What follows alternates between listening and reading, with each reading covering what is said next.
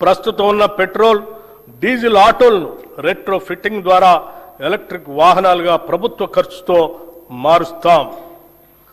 Peri urban region economy, outer ring road, regional ring road మధ్య ప్రాంతాన్ని manufacturing హబ్గా అభివృద్ధి చేయాలని లక్ష్యంగా పెట్టుకున్నాం. ఈ ప్రాంతంలో తయారీ పరిశ్రమలు, ఎంఎస్ఎంఈ క్లస్టర్లు, లాజిస్టిక్ హబ్లు, పారిశ్రామిక పార్కులు ఏర్పడేలా చర్యలు తీసుకుంటాం. దీని ద్వారా ముఖ్యంగా పెద్ద ఎత్తున ఉద్యోగాలు సృష్టించబడతాయి.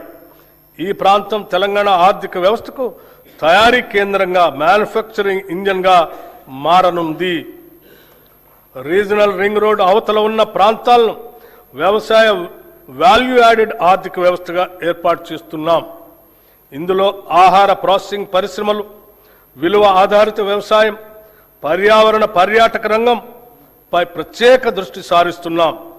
దీని ద్వారా గ్రామీణ ప్రాంతాల ఆదాయం పెరిగి సమగ్ర ప్రాంతీయ అభివృద్ధి సాధ్యమవుతుంది. హైదరాబాద్ అభివృద్ధికి ప్రభుత్వం పలు చర్యలు తీసుకుంటుంది. ఔటర్ రింగ్ రోడ్ అవతల లోపల ఉన్న 20 మున్సిపాలిటీలను 7 కార్పొరేషన్లను విలీనం చేస్తూ GHM